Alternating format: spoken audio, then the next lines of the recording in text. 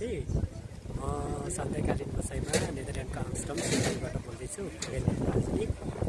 अहिले हेर्नुहोस् यहाँ कस्तो मनोरम दृश्य छ, जाडो छ, मान्छेहरू हिँड्डुल गरिरहेको छ, तर पनि यहाँ रमाइलो छ के। अब क्रिसमस आउन लाग्यो नि, त्यही भएर चहल पहललाई रङ्गी चङ्गी बनाएको छ। यतापट्टि पनि उता यस्तो छ, रमाइलो छ, मान्छेहरू आफ्नो आफ्नो तालमा छ नि सबैजना।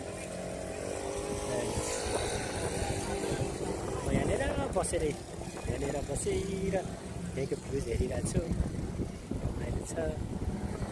यताबाट ट्राम आइरहेको छ, हेर्नुहोस्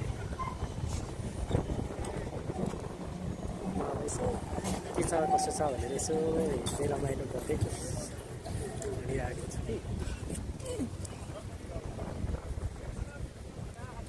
यतापट्टि झलमल छ।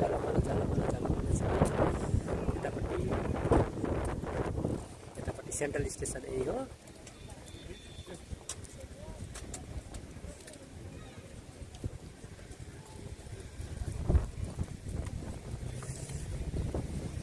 अब म घर फर्किन लाग्छु, घर जानुपर्छ। आज बिहाको दिन छु,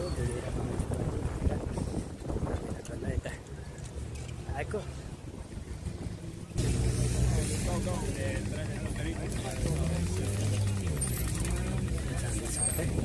सेन्ट्रल स्टेसन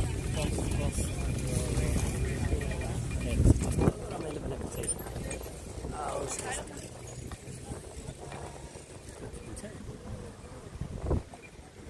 हिँडेको हिँडेछन्, हिँड्नु हिँड्नु पर्ने।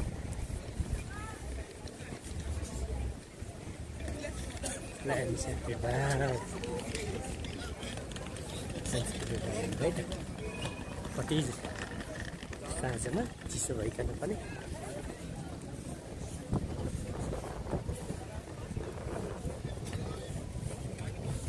यताबाट ट्राम कुदिरहेको छ, यताबाट अर्को ट्राम कुदिरहेको छ, बस कुदिरहेको छ, मान्छे हिँडिरहन् आफ्नो आफ्नो धुनमा। यो सहर पनि विचित्रकै छ हो, नयाँ कसैको घर छ न कसैको छ।